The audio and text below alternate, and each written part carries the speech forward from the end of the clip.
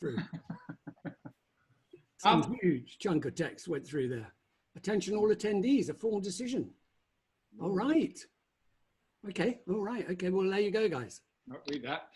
Paul, what's behind you? You've got two giant... Well, I've got this. I looked up STASIS Leak, guys, and would you believe it turns out that there is a piece of audio equipment made by a company called Frequency Central, which is called STASIS Leak. And in the review, one of the reviews, if you Google STASIS Leak, you get a review written by a man called Ian Rad, who speculates that it was probably called STASIS Leak in homage to Red Dwarf, a show which he hasn't seen and knows nothing about, but he did his homework. And he went and checked it out, and he found it was a comedy full of canned laughter about a man called Rimmer, who was descended from a cat. So he grasped it completely. His homework. He absolutely got that right then. He obviously watched the first Norman bit and didn't understand even that and gave up. So Ian, get your facts right. But I thought in homage, this is a Frequency Central modulator of some kind. Lovely. Called STASIS Leak. Okay, and we have a special guest. I think we've announced him already, but here he is, our one and only Captain McDonald. He's joining us now. Here he comes. Hey, hi, Mac. Shush, what? Mac! I know I promised to brief him on national security. I also told him I got a Red Dwarf thing. Mac, you got a Red Dwarf? You fucking listen, Mac! Be quiet, I can't even hear. What? Mac! Tell him what? Mac, where are you? I'm here. What, will you please pay attention? I'm trying to sort something out before I can do this, okay? 2 o'clock, Mac. You're late wait, again. Wait. No, what? You tell him he's a poo-poo head. Oh, God. Mac, I've had enough. I've had this with the dial tones all my life, baby. What happened was I adopted this 8-year-old boy, right? A Norwegian kid. And frankly, he's not pulling his weight. Well, do you want some cake? Anyway, sorry. What's going on? Hey, let's keep going. Time's money. Okay? Good to see you, Mac. Good to see you. Hey, good to see you, Paul. Welcome. Okay, just a bit of housekeeping first. There may be kissing, particularly from Ed. I thought you said kissing. We can do nothing about that. Hello from Tasmania going through there for you. Hello from Tasmania. Hi, Hi, Tazzy. Hey, Taz. I'll behave-ish. And last week we didn't have Charles Organs, very cleverly, because he's otherwise occupied. And so we've done all these out of order, and I'm sorry about that, but we're going to get through them all anyway. And I just wanted to say there was a big blurb at the top there. Here, this is an oasis here. We do not do politics. This is a calm place away from the madness, where we just have fun and take the piss out of it. That's all we're here for. It's mainly about taking the piss out of it. We're all together. We're all enjoying it just the same. And so don't be taking on other people in the chat, because we're not going to be headmistressly about it and ban anyone. But although you do make a very good. I've seen you in costume, Rob, and you do make a very good headmistress. Well, you said you swore. We have a picture. And just one last one is a very happy birthday to Adam Gravett, who's a great friend of the show. Oh yeah, happy birthday, Adam. Happy birthday. Big Rob Mac, are you okay and where are you? Nick. People are saying, are you okay and where are you? Yeah, I'm fine.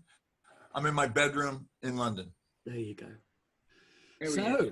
So today we do STASIS Leak. Yeah. Heck of a show.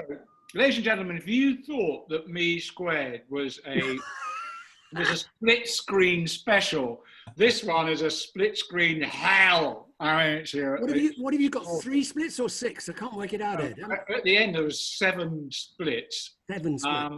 But it's also the ones in the hotel room. We'll talk through them when we get to them, but they were kind of complicated. Yeah, I watching it, I didn't remember that stuff, and I haven't seen this in 30 years, this show, and I was very pleasantly surprised. But I think I've got a feeling we might have done that just to punish Ed over Me Squared. Well, he did. He was getting struck. I do remember reading the script. You get to that end bit, and I went, "Hey, yeah." They have to find the limit. They have to push you to the point where you say, actually, no, and then they know they've hit the limit. I've only said that once, but Okay, so this show's an absolute treat. I'm really looking forward to chatting it over with you all. I'm going to go and press my starter.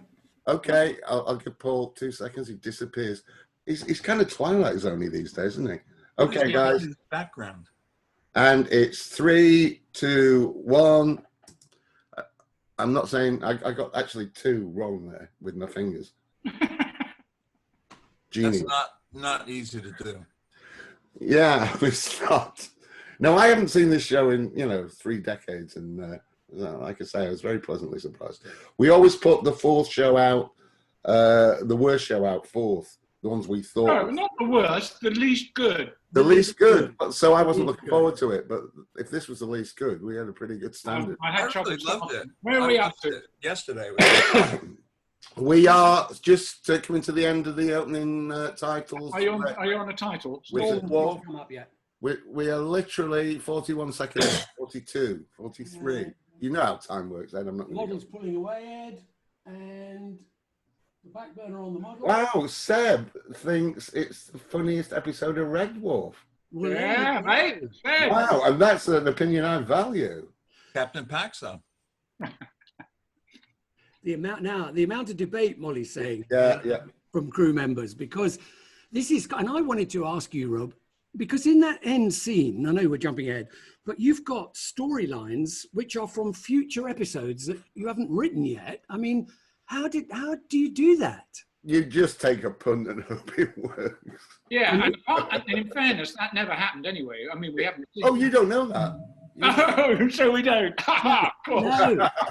So these are all things that might happen in future episodes, but never in fact did possibly. Exactly. In fact, it's yet to happen. Yeah, I understand. I love that joke. When it happens to be happened at the happening moment. Yeah.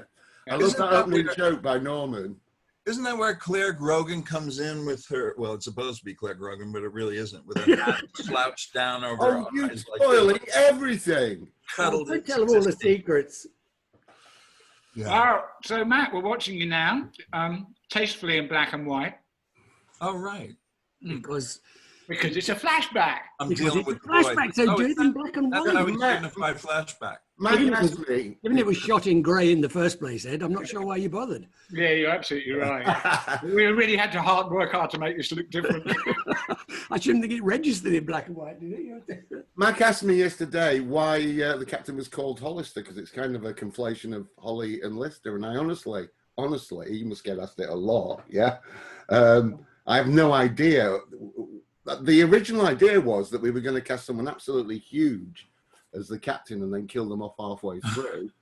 So, Mac, you were second choice to Sean Connery. Oh, I see. You mean huge like in fat, not huge like in big fat Mac. No, like Sean Connery huge. So I get you. it's a compliment, man.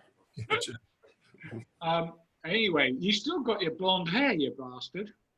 Yeah, well, it's locked down. Some of us have kept our hair, Ed, Thanks, guys. There's a lot of bleach around. Yeah, in the book, the captain was called Kirk. She was a she, and in the American version, it was a woman called Tao. Like we had nothing to do with that naming, but yeah. So I don't know why we call him Hollister. It seems very ill-considered. Good reaction, Mac, at the end of when he said to you, "Stick your head up your ass." Nice reaction. Just wanted to say it. I did ask Doug at one point. And what did he say? I asked Doug at one point about the Hollister thing, and he told me what the deal was. And this is all like about 12 years ago or something. And I really can't remember what he said, but there was something between Holly and Lister, some amalgamation that happened either unconsciously or consciously. And I think it's probably unconsciously. I think it's unconscious because Rob doesn't remember it. So yeah. So, ladies and gentlemen, when they were at the drinks machine and the other rimmer goes past, to avoid yet another split screen, that was actually somebody else pretending to be Chris dressed up. But this is all, about 2/3 of this is in split screen, Ed, isn't it, of this episode? I mean, it's all coming up now. I mean, I'm not sure I'm quite the right place as everybody else, but his head's just coming out of the desk. Yeah. And it gets worse from here in the amount of split screens we have to do. Scott's Hill is asking, was it always our intention to bring back other cast members? And I think it was at the beginning, because we thought, you know, we've basically got two people who can actually talk to each other. Well, So, yeah. I remember conversations after we'd done that first episode where we were, well, hang on, we've got no other characters, and it's kind of integral to the plot that we got no other characters. And you said from the very beginning, no, but we'll do flashbacks. Yeah. And also, Mac just came in and killed it, and we said we got to have Mac back. We got to have Mac back with that. Yeah. Shucks. Which episode was it where we killed you, Mac? Flashback to. Oh, I see. A flashback. I think it was series 2, wasn't it? Me squared. Me squared. That's it. Yeah. Flashback. Series 1, the end of series 1. No, Rob, Where we threw about 8 tons of rubbish straight in front of a. I remember that, and that was one of those ones that were like 8 retakes or something too, because it's flying all over the place. As an actor, you surely must have realised whenever there's dirt and filth flying, there's several retakes involved. Yeah, Absolutely. Always shoot it 4 times. Rob, so this time, after last week's revelation, did you actually have an ending in mind, or did you just go berserk when you got to the end of the 30 pages? Or? No, this week we sort of, it sort of evolved. It's, you know, it's a temporal farce, and it's kind of all you can do is just get it complicated, screwball it up, is what we do. Yeah. Just go one more on top, right? Yeah. So that's fourth beard. I have to say, I didn't remember the ending, and I thought, yeah, that's pretty good. I wasn't expecting I didn't remember that it was a 6-7-way split, I have to say. I knew there was the future and the past, but... There's one final shot. I couldn't resist it. I think they threw down the gauntlet. I might as well do it. Well, I told you before, Ed, I did that 5-way with Jennifer on Happy Families, but that was on film, masking out. Interesting question for Mac from the audio. Sorry, I've cancelled your name out. Have you ever been in a movie where you didn't get killed? Oh, burn. I've been in lots where I did. Sometimes I made it through half of the movie. And I made it to the end in a bunch too. Rosie's asking how it compares with Star Wars and Aliens. You're the master of the sci-fi comedies. How does it compare? What, Red Dwarf? Yeah. Oh man, no comparison whatsoever. And I'll Oh, leave apparently you survived Batman and you survived Superman 4. That's true. No comparison in what way, Mac? Just as a working experience? No, seriously. I mean, Red Dwarf is way funnier than either of those. Good man. You said the right thing at the right place. I think Aliens got a lot of good gags in it. Also, a little note, Star Wars was mentioned. I'm not in it. I did a convention one time, and I thought I was going to represent Red Dwarf and sign some books and stuff. And I get there, and I see a big poster behind my chair which says, Star Wars, McDonald. I wasn't in it, right? But it was on my IMDb. So maybe your agent was doing a little bit of, you know. The best thing was that it had a picture of me. And I swear to God, I was looking at the picture going, is that me? I couldn't have forgotten being in Star Wars, right? I look exactly like this dude, and that's why they thought I was in it. Oh, really? He's one of the pilots that attacks the Death Star. Take the kudos, Mac. Nobody will know. Only these We're up to the lift attendant, Morwenna Banks, the wonderful Morwenna Banks. Oh, I love that. Yeah. Great talent. In fact, were you the only person who's in Star Wars who forgot he was in Star Wars? I could be. It was those years when that stuff did happen. All right. The trip to Weird City or whatever it is. Yeah. Yeah, lovely little cameo from Morwenna there. So here we have the stasis leak. A green light, ladies and gentlemen, and yet again a soft split screen in this. There it is. I don't know if we're at the same place, but they're trying to get through stasis leak on mine. And you constructed the shower. Cut to the showers at BBC. You're about 10 seconds ahead. I'm just going to ask Ed, where are the showers? BBC Manchester. We're just up to the stasis leak soft white. Well, catch up with you, for God's sake. I mean, you turn up late, you run your VT late. Me and Ed are trying to get this finished. Now, that's a fade there. Disappointing. Why not a wipe? Because I couldn't wipe him through the tiles of the. It just wasn't space to be able to do a wipe. You see how tight it is. You need. Yeah, I mean, there's no room. There is no room. So it was impossible. I had to go with a fade. Nick Hopkins Paul is asking, according to the cast commentary, you had your doubts about this episode. I think I had my doubts just in the complexity of it. You know, we said earlier, I intervened in one earlier episode to ask you to take out some of the split screens because I just didn't think we'd get them. And then Ed did such a brilliant job. Yeah, thank you, Paul. And checks on this. No, you were good, Ed. True life. You pushed it further forward. And this time again, I think I said to you, we cannot do 7 fucking split screens. Having had the most horrendous day of my directing career, doing 5 with Jennifer on a film camera the summer before. I guess that's what drove us on. You seeing what Ed could do and then pushing it. No, that's right. That's right. You see, there was one time in season 6 where Janet Street Poetry was in charge at the BBC of that slot. Called our agent into her office and said, with the script of Gunman of the Apocalypse, said the boys have gone too far this time. And he said, well, that's interesting because we shot it 2 days ago. She was saying it was unshootable rather than that it would. Well, Janet would know, she's good on comedy. And apparently, as well, Joe Sharples pointed out last week, one of the original titles of Gunmen of the Apocalypse was at High Midnight. You know, the high noon thing, yeah. Very good. Now, this is where we lowered the lights so much in the bunks to try and indicate it was night that they had to turn on their own lights to illuminate themselves. And I think it's the first time we did that. It makes it look better. Kind of nouveau, isn't it? Or film noir? Yeah. And these are the deep 2 shots that I'm deeply fond of. I wish I could see this. I just tried to pull it up, right? And then I realized it's all going to be coming out of my speaker as well. Max running blind. He watched it before we went on air, but he's not actually following with us. Oh, well, don't worry, Matt. You're not in this bit. You're off at the moment, Max. I really wouldn't bother. I'll be back in about a half hour. I'll let you know when you're in it. Never mind, I got stuff I can be doing here. I've been rearranging issues all morning. Once again, I have to say, I think the boys, all of them, are really good in this. They really, when Craig doesn't go for the laughs when he's miserable in the corridor, but it's a funny speech and he gets them, but he keeps the mood. It's really clever acting. Yeah. So later on in this episode, I need to ask Mac about his costume. No, I'm going to ask now. I don't think, will I ruin it if I, no. So later on, Mac, you turn up in a chicken costume. Oh, yeah. I just wanted to know whether it's the most ridiculous costume you've ever had to wear in your professional career, or is there something slightly stupider than that? No, that's it. That was it, definitely. I was a tomato at some point in a commercial, but that doesn't compare with that chicken.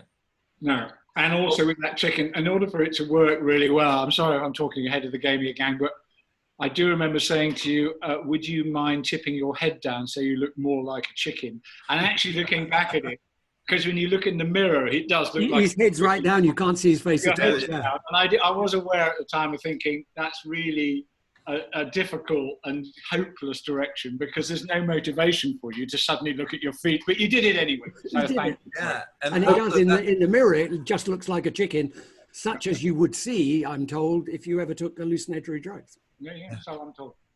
But that led to a big mishap when, well, we'll talk about it. Let's talk about it when we get there so you can see the thing happen. We're being asked who sewed the Home Sweet Home on Rimmer's pajamas. Presumably Cozzy, Jackie Pink, someone on Jackie's probably Jackie Pink. You can see the set dressers and the Cozzy people are having fun with this now. You know, the set dressing changes behind them all the time and they're getting into it. It's really good. That's what's so lovely. We were so lucky to have these teams on all these shows we did in the 80s who just, everybody wanted to add a little something and put their joke in, and it just makes the whole thing richer, doesn't it?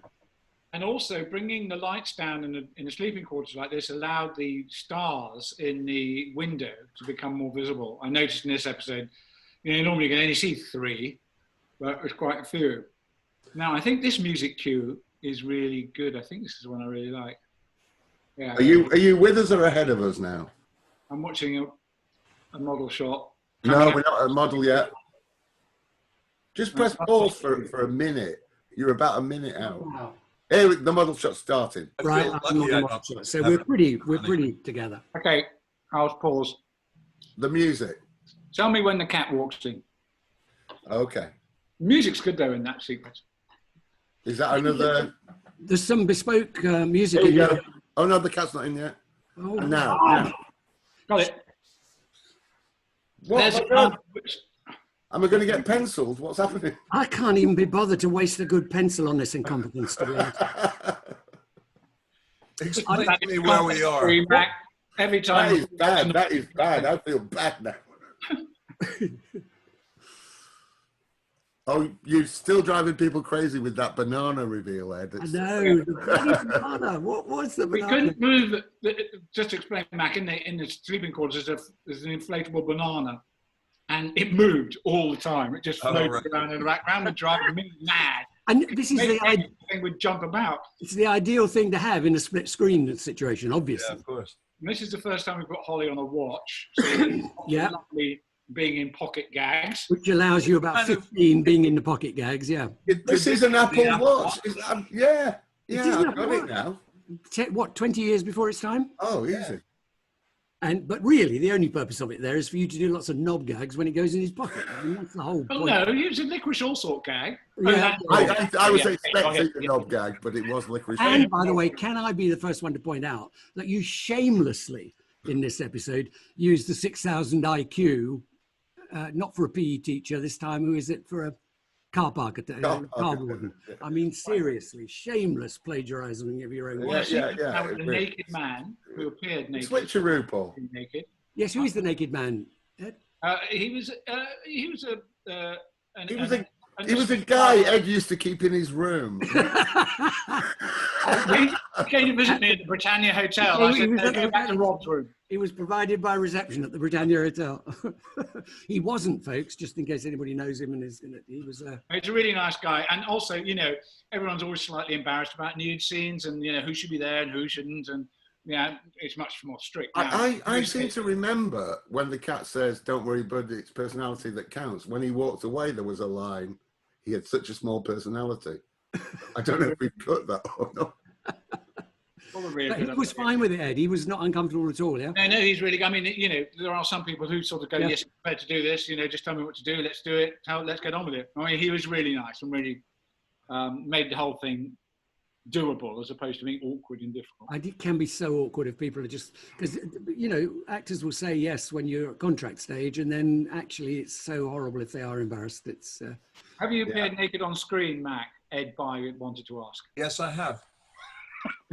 Ian, come on, guys. Draw a veil over that, please. No, I think people are going to download it. What is it in that? It's a thing called Fellow Traveler, I think.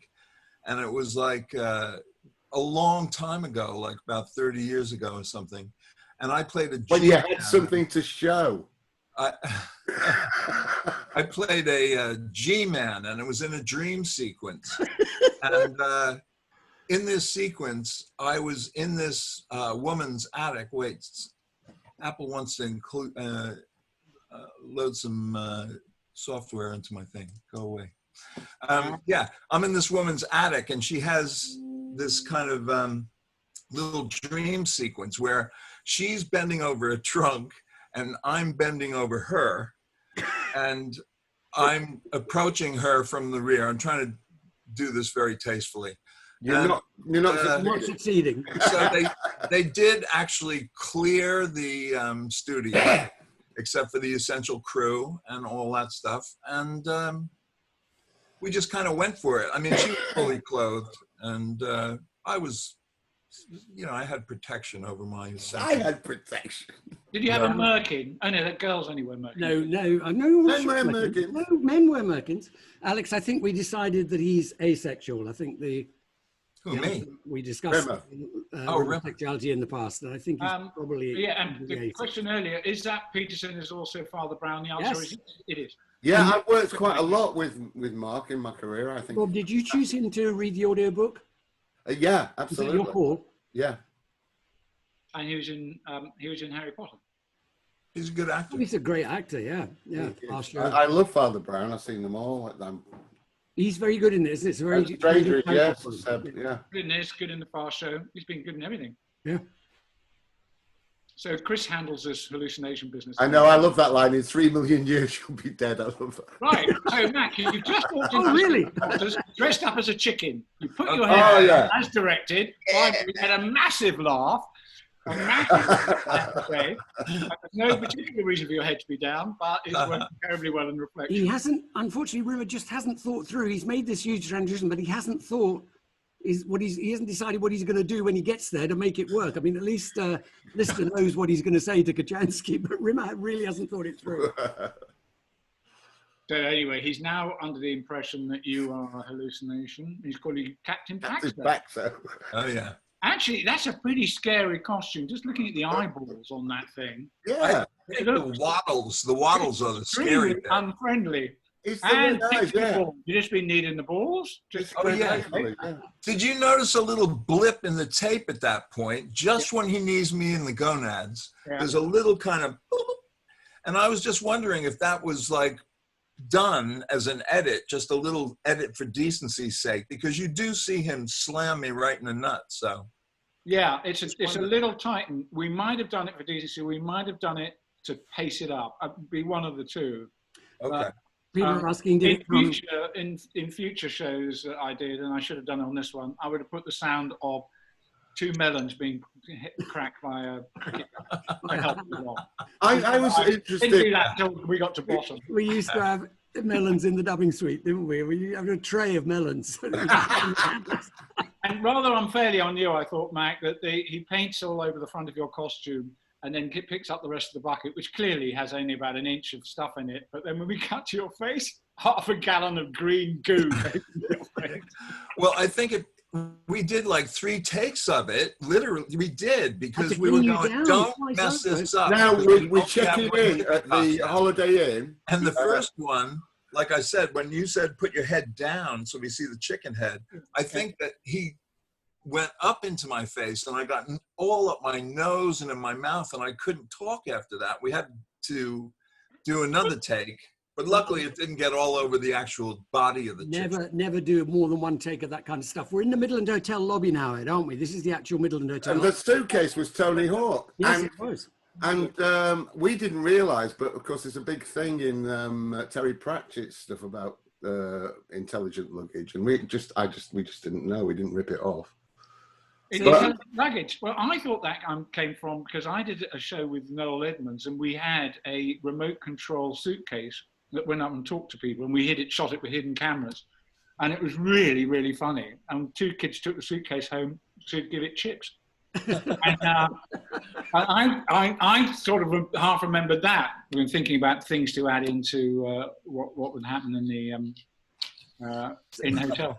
So Ed, all this sequence, the room and the corridor and the lobby and everything, is the Midland Hotel in Manchester, right? Absolutely, yeah. Which we, at that time, we didn't stay in because it was too expensive. We stayed in at the slightly more down-market Britannia Hotel. Britannia Hotel, correct. Where you had various excitements, didn't you? Various things happened to me at the Britannia Hotel. Lots of people started knocking on the door quite late at night, and then I'd open it and there'd be some strange girl there going, "Excuse me, sir, would you like some company?"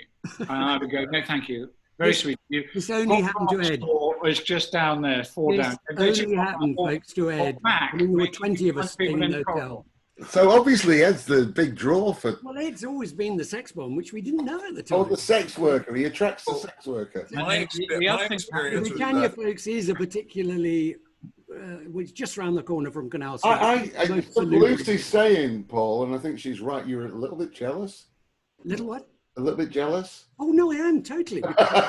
I used to be the good-looking one. Now, bloody Ed Byes pinched it all. Sorry, while I was yakking away about people banging on the door, you just missed a sequence with Craig, which I just wanted to say, I thought he performed it really, really well. And it was one take. I took some shots of Danny to cut into it if we needed to go to different takes, but he more or less nailed it in one go. I thought he did well. So I just want to give him the spot of credit there. And the other thing that happened to me at the Britannia Hotel is that the ceiling fell on me one night. And I get a Britannia because when I was trying to go to sleep the nights before the first night, I hear some heavy breathing, let's put it like, oh, and I think, oh my God, will they please? You were next to Ed's room, obviously. I got to get up early tomorrow morning. And then I realized that the sound wasn't coming from the room next to me. So I went to the door, opened it up, and in the corridor across from me, this guy had a lady of the night against the wall, and she's looking at me over his shoulder. And I said, oh, come on, can you guys please go to your room? And she said, we don't have a room, love. And I said, first of all, it's the worst Mancunian accent I've ever heard. Can you please let me go back to sleep? It was, we did after, I can't remember which series, but we did eventually move to the Midland. Yeah, it really got unworkable at the Britannia. I think it came off Mac's recommendation that we move. Listen, we'll tell you a story about the Midland at the end, because let's not interrupt the show, but we did have a very magic moment in the Midland. Yeah. This, again... So this is quite a difficult sequence, because we're shooting this with one camera. So you have to decide which side of the split in the wide shot you're going to do first. You do that first, because there's a costume and everything like that. And then you do the second side of the split. And then you do the singles. And then you have to go to the other side of the split and start with the singles and go wide, because you can't move the camera. I mean, sorry, it's really complicated. I haven't explained that very well, but it is, you really have to map it out in your head how you're going to shoot these shots, particularly like this one here, where Craig's opening the door and Craig's on the other side. Danny, you can see, is just trying to avoid the split, but doing very well. Did, where Craig is suddenly, where the boys are bearded and moustached and so on, I presume they were makeup, they were stick-ons. Absolutely, yeah. Yeah, So Craig Very didn't good, do a really thing, good makeup. They look excellent. Well, Craig could Craig. have beard overnight. I mean, he's a very butch guy. But they, Postiche from yeah, so you have to postiche, like, exactly the correct word, postiche. My wife's a makeup supervisor. and so you have to kind of plan them so that all the beard stuff's done first or not, and all the other, you know. And that, when the door closes, that's where you chase the wipe across the screen so that the edge of the door follows across. Ooh, doing that non-digitally. I'm learning so much. Doing that in the days when it was all analog. Oh, well done, Ed. Well done, Ed. And Ed wouldn't as well. He was hand chasing that wipe as it went across. There's a March 2020 review of the Britannia where somebody complains about being approached by a prostitute. Ah, no change there, guys. If you want to, wasn't me. I do like the way we've tied it in with the opening sequence and having them paint outside. It's a nice little callback, isn't it? Yeah. He's in his spacesuit, knackered, yeah. yes, yeah. So Run for Your Wife was a Cooney farce in the West End, wasn't it? Yes, it was. Man, it was not good. It ran for years. It ran for years and years and years, yeah. Right. So this. Who was that orderly? Do we know, Ed? He was a friend of an actor and a friend of our production manager, Mike Agnew, who's a friend of his, but I simply can't remember his name. Apologies for that. You'll get it on the credits in a moment. So now we got one split. Now we got a rimmer head. Oh, I wonder if in that previous shot I didn't put his head in. Is his head there? Oh, yes, it is. Yeah, so that's a three-way split there. You've got a head on the table, him at the thing. In come the other two, Lister and Kachansky. So now when we cut wide. And as Mac pointed out, that is Donna Di Stefano, isn't it? Oh, yes, that's right. It's Donna. She was shooting, right? Claire was shooting. Well, you're absolutely right. Absolutely Donna playing, wonderful Donna. Shout out to Donna if anybody knows her. Yeah, Donna. Lovely, lovely lady. Lovely lady. And this shot coming up. Oh, somebody works with Donna at the BBC in Salford now, Helen Brown. She's still at the BBC. Hey, tell her about this. And oh, you're right, Paul. It's only 5 splits in that. Yeah, come on. I knew you were calling it on me because you knew that I did a 5 split on Happy You Family. and I do a 5 split. I'll 5 split. We'll share it. We'll share the 5 split record, man. And yours is on film, which makes it much more difficult because mine was on film, which is more difficult. Matt, Chris wants to know: did you use a nut double for the unfortunate gonad sequence? Oh no, I do all my own stunts when it comes to getting kicked in the balls. I insist on it. and excuse me, and Paul 5 split by as well. brackets on film, exclamation. Danny. What happened? Head fair job by, I think is good enough for him. I think it's fine. Yeah, lovely. Donna's still working at the Beeb. That is so lovely to hear. Please give him my love, whoever that was who said this. Yeah. So Mike Agnew took over in season 2. That was not my recollection. I thought Mike ran 2 and 3, production manager on 2 and 3. Yeah. And where did you pick him up from, Paul? He was a theatre guy. He was he ran Rowan's theatre shows quite often. In fact, he took Rowan all around Australia, and he drove an Arctic truck with all Rowan sets from Adelaide to Perth, which is right across the Nullarbor, one straight road for about 3,000 kilometres. Oh my God! Quite a dangerous thing to do, but he was a good guy. If you could do that, you could do this. Yes, exactly. If you could do that, you do this. He was, yeah, I knew him through Noel Gay, really, because Noel Gay were Rowan's agents, and he'd done a lot of theatre for them. Hey, a shout out to Adelaide, yeah. Rowan in Adelaide left to drive. Well, he flew on a plane. Mike had to drive the set. Hang on. I had a happy birthday there. Lost it now. It's so. Thanks. So, Mac, doing anything you could plug? Just hanging around, doing some writing. Right. It's my thing. Yeah. So, guys, just because it was such a wonder magic moment. So we did move to the Midland, which is a smart hotel in a slightly nicer part of Manchester, and it turns out is thought of as one of the best hotels in the north. Because we were sitting in the bar one night on the sofas, certainly the three of us were there, and looking across the bar, and there on another sofa is Roy Orbison talking to Bruce Springsteen, because Springsteen was playing Leeds that night and he'd been brought across because it was the best place to stay, apparently. And Orbison had just done a gig with the Travelling Wilburys in Manchester, as far as I can remember. And can you imagine, we just sat and looked at these two beyond legends. And Norman was with us, and Norman got up and said, I've got to go over. And we said, Norman, you cannot ask for their autographs. How embarrassing. And he didn't. He just went up to them and said, I just want to say to you two, thank you for everything you've given me so many times in my life. And they just said, hey, it's okay, man. You know, it was a magic moment. Yeah. I've got this. Hilton, just us. I mean, in the middle. What do you think of that lighting? Wasn't it called the Midland Hilton? No, it was the Midland. I think it might be a Crown Plaza now, though. Did you say it? Anyway, it's the one there where the trams go past, the big one on the... And nobody has sex in the corridor there, as far as we know.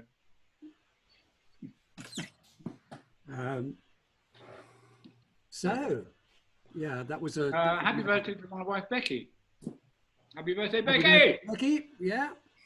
That was what I was looking for. I missed it, yeah. Okay. Happy birthday to me for Thursday. Very good. And a lot of happy gems. birthday to me. The old G-Max, next to the tram lines, exactly. It's by the tram lines. When's your birthday yet? It was Friday. Was it? Yeah. Happy birthday, Mac. And on Thursday night, I did an online whiskey tasting course with my son. That sounds What wonderful. I didn't realise was, and this is my advice for the week. Form on Friday. You were not speakable to on Friday. So my advice to people who are thinking of doing online whiskey tasting scenes is don't drink the entire bottle. Because you get a tester. You're on your own on the other end of the Zoom, so you just drink the bottle, I presume. He had a tester kit of about 7 bottles, but they're all about that big. But I didn't realise that these whiskies are really, really strong, like 68% proof type thing. Yeah. I mean, you can go from one to the next, and the guy talks you through them. And of course, by the time you got to the third, you're going, I'm really liking this a lot. To the point where you turn off your microphone so you can't hear you. And then you get through the whole lot, and by the end of it, I was completely drunk with my son. How bad was that? Who could have guessed a whiskey tasting session would turn into drinking? No, it would have turned into something nasty. I would have thought you get completely smashed off of 7 bottles of whiskey. I come originally from a small... Okay, I've got a thing from Seb mentioned last week. Remember I was talking about Nick Ferry being inspired to start up the fan club from Stasis Leak. There's an interview on G&T, and I'm sending up the link now for anyone who hasn't seen it. Thanks, Seb. Also, it mentions Maxine Lehman. Do you all remember her? She used to be a really big light in the Red Dwarf community, but she went and got a job. So That name is familiar, but how was she connected? well, she sort of was a big part of the fan club when in Nick's days, really. Thanks for asking, guys. Yeah, Rudy had a fabulous birthday last Monday. It was so nice to see him. And tomorrow he leaves with his mum and dad for France. They're going to France for two years. So that's why it was so important. Oh, we've got Jane Robertson here. This is one that tops yours, Ed. I stayed in the Britannia and someone had thrown up in the room kettle.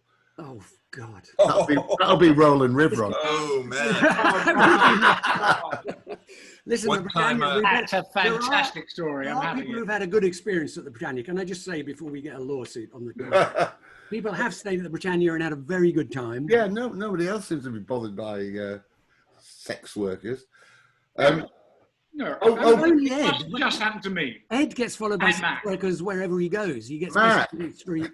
Yeah, I know. I've been with him. I've been with him, exactly. It's just me and Mac. We attract them. That is the best thing I've ever heard about finding a room kettle full of vomit. Oh, don't please. I was hitchhiking through Ireland. Let's get back to and, the Orbison and I was hitchhiking through Ireland, and I bought some sausages and some cheese and bread. And then I realized that the sausages had to be cooked. So I got back to my little hotel room and I opened up the kettle, put the sausages in, filled it with water, put the thing back on, cooked them beautifully. But it was absolutely disgustingly filled with fat and sausage bits and all that. And to my discredit, I just left it. Yeah. Oh, man. But I do have a couple of those sausages here. Hang on. I don't drink whiskey because when I come from a small village in Wales and I started all my drinking in Wales. And I read this article about Richard Burton when he went back to his home village. He used to drink a Welshman's pint, which is a pint of beer with a whiskey in the top of the pint. And I thought, that's the business. I'm about 16, right? So I went out this night in the pub in Caersus and drank maybe 3 or 4 or 5 of those. Because, I mean, we used to drink beer at the rate of 10, 12 a night. But I had the whiskey. I was only 16. I got alcoholic poisoning. In bed for 3 days. My parents were so angry with me, didn't let me go out in Caersus again. I don't blame Very them. long time. And I can't even smell whiskey. Still 70 years later, I can't, what, 60 years later. I can't smell whiskey. So at least I don't get pissed from whiskey. Okay, so Mac and Rob, note, Christmas present, not a nice bottle of scotch. No, not for me. And Matt, you were telling us a story yesterday about Ronnie Golden and Paul from Stomping Oh, on the don't. Oh, don't. No, I mean, Ronnie Golden, honestly, is the most talented person I have ever worked with. He's also the latest person that I've ever worked with in terms of getting there on time. And we were doing a thing for Paul called Stomping on the Cat. And the series name and the theme song was taken from Ronnie's, what do you call it, eponymous song, Stomping on the Cat. So anyway, we're rehearsing up the first episode, and it's like a Saturday morning and stuff. And we're all to be there at 10. So, you know, Phil Nice and I were there at 9:45, and 10 o'clock arrives. No Tony, no Ronnie, and 10:30 comes, and we're going, oh, this is bad because like we're going to be rehearsing our song up in like 15 minutes or something, you know. And it was the day before cell phones and mobiles, and so we couldn't call them and stuff. And Paul comes over to us and says, where's Ronnie? And I went, I don't know. I can't tell you, you know. I mean, he'll be here soon, I guess, but he's him and we're us and like that. So anyway, Ronnie rolled up about 20 minutes later or something, got the time wrong or whatever. And Paul gave him the great chewing out of all time. But he, after that, and this was like 30 years ago, he has never been late again. Mac, listen, let me tell you, because I get told these stories quite a lot. As if. That's not true, I know, Mac. Let me just say something here, because I think it's important. In the early to mid 60s, we made a little cluster of shows. Rob and Ed were involved in many of them. We made Young Ones, Red Dwarf, Happy Families, Saturday Live, Girls on Top, Carrots Lib, Three of a Kind. We made all those shows in the space of about 6 years. And all of those shows demanded from the system more than the system was constructed to give you. We were all the time pushing and pushing. And we had fantastic crews who gave so much, like sewing Home Sweet Home onto the pajamas. They did that all the time, and they were very often the same people working across all those shows. So very often at 10 o'clock at night, in those days in the studio, at 10 o'clock, the electricity cuts off. You're done, you're finished. And we used to go week after week, 5 past 10, 10 past, quarter past, because everybody, to do that, every single person in the studio has to agree to give you that bit of extra. And we used to do it always, because we were always pushing the system. And so for me, it's always, look, there's accidents on motorways, there's cancelled planes, there's all those things. But just to be casually late on a fairly consistent level, A, it's disrespectful in the first place. But B, when you're working under that pressure, it just destroys that ethos. How can you stand there at 10 o'clock and ask 100 people to carry on working when they know at 10 o'clock in the morning, they were sitting around on their fannies for a quarter of an hour because somebody was late? So I was always really, really strict about it. And it really pissed me off when people were late. And Yeah, I said so. professionalism, you're absolutely Here's my Rolodex. I think I should take Ronnie's name out now because he's never going to speak to me again. Ronnie was, I love fantastic- Ronnie, and I love, listen, my funniest memory of Ronnie is him hanging from the ceiling in one of the bedrooms in the Young Ones from a parachute strap, dressed as Buddy Holly, because Buddy Holly didn't die in the crash. He fell through the roof of the Young Ones. And, you know, Ronnie was brilliant at that. He just did a brilliant Buddy Holly, as you know, Mac. He's the best. But, you know, even there, that was the designer had, for that episode, had to build a roof on a room that never had a roof. The lighting designer had to reconstruct all his lights to light there without being able to come in from the top. The prop guy had to find a parachute, 50s parachute. Costume maker had to make him look like, be there on time, guy. He was that time, by the way. Oh my God. Turn up Leave on him time. alone. Leave him alone. Frank I wish I Sinatra, could jump through the screen and grab you and jump the life out of you. Frank Sinatra said, if you're on time, you're late. Well, yeah, and there's another thing, by the way. In the theatre, if a show starts at 7:30 in the theatre, they call beginners at 25 past 7. When they say to you in the theatre, be in at the half, they mean 5 to 7. Because for my money, if you're called at 10 o'clock and you arrive at 10 o'clock, you're late. Yeah, You need to get there at 10 to, take your coat off, have a coffee, go to the loo. And it just is not fair on everybody else who's giving their all. Very good. There you go, Well, everybody. There's a lesson for you. I'm sorry, but I know I get accused of it, and I wouldn't be able to get away with it nowadays. Let's be honest, guys. You can't do that. Oh, that's it. You were accused of being late, and now you hate late people. Now we see. I know. I was never. I say I have been late in my life, but I try not to be. Okay, there's I don't know if you've probably all seen it, but there's this. I'm going to share the page with you and then give you the link. Swifto, you missed the whole fucking thing, and it's your fucking fault for being fucking late, and don't do it. There is this start thing where they're trying to get. Oh yeah. This. So what do we have to do on this, Rob? Well, I'll send you the link, and if you want to sort of vote for it, or I think you might have to invest. I'm not sure. Anyway, here's the link. And I like that. That's nice. I mean, they haven't got the copyright yet. No, but we'll give it. I don't really care. Right. Yeah, quite. Oh, that's big talk. Somebody's making a better one. Who's making a better one? John Watson. There's big talk. I want to see that. Oh, it's free. You just have to register and vote.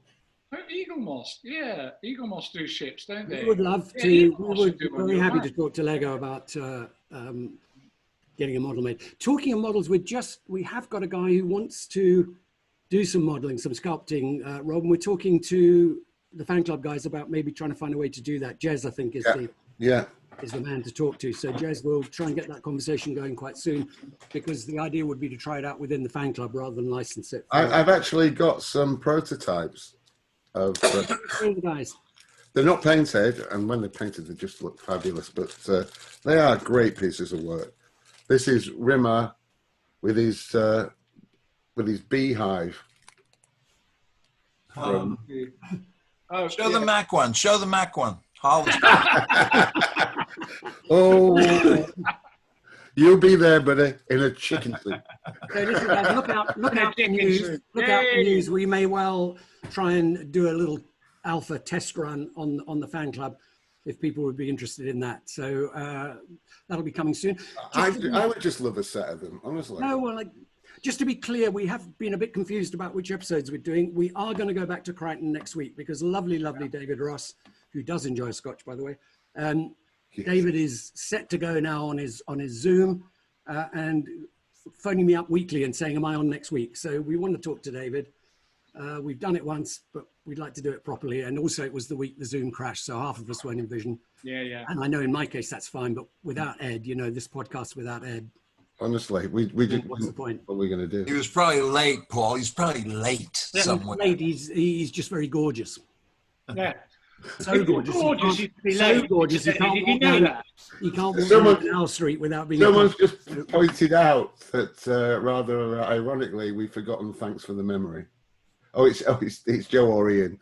Yeah. Well, we haven't forgotten it. We are going to do it. Yeah, we will. We've had to do these out of order. We'll complete series 2 before we go on anywhere else, right? Yeah, we definitely will. Yeah. I'm looking forward. I'm jealous of Rob's talent and Ed's good looks and talent and Mac's vocal abilities and talent.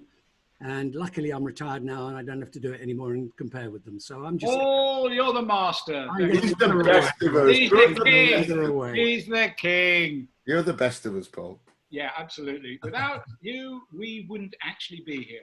Well, no, that is true, but I don't like to think okay, guys, are we done? Okay, I think so. Any last minutes? Any last minute requests? So thanks to all the web team and our wonderful fan club people. Oh, just a wee chat before we go about Lockdown Theatre. There will be another one. And there are very interesting developments we hope to be able to announce next week for a sort of an extension of it, which is very interesting, fingers crossed. So we'll let you know. You'll be the first to hear about it. And we'll be doing another one, but next week, David Ross, Crichton, be there or be a parallelogram. Rosie, you and others have asked several times in the last couple of weeks, how about bringing fans up to actually appear on this? And we have thought about it and we've talked to various people about it. I think this is a different kind of forum. I think this is about us bantering amongst ourselves. That's not to say that we can't find a different way to interact, and we're thinking about it and we're talking to the fan club about it. But I think probably for this show, the general feeling is that this format is probably the way it is. There's lots of fan club forums and so on. Yeah. But we can interact with that. We'll have a think about it. Listen, before we go bye-byes, could I just say, just quickly, without being cheesy, thanks to all the fans of Red Dwarf, because they are the best fans, quite honestly, in the world. It's true. And they're lovely people to a person, and they're beautiful, and I love you all.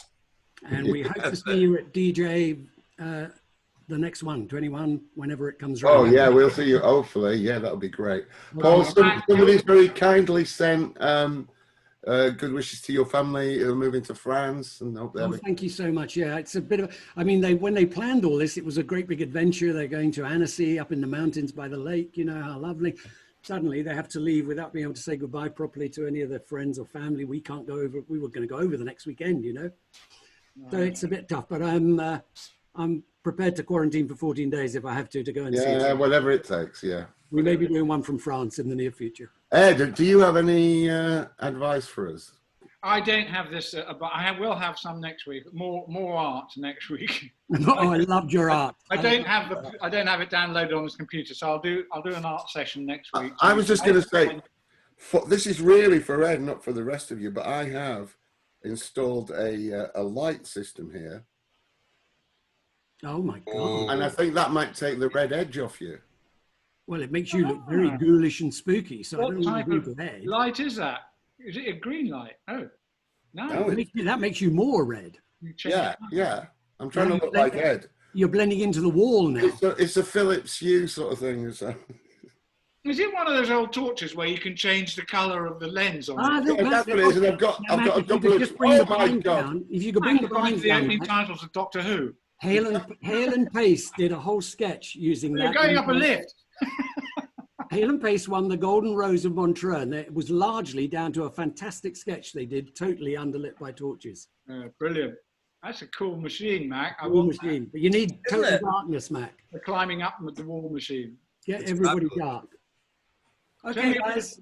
Lovely to see you all. Lovely to see you all. Just to say thank you, Mac, so much. And every time you appeared on the shows, it's always been brilliant. You've been brilliant. Thank you so thanks, man. Thank you. And Yeah, Great thanks, to see man. you guys. Come back next time, Mac. Yeah, lovely to see you. See you at the next DJ, we hope. Right on, bro. Have a great day, everyone. See ya. Guys. Bye. bye.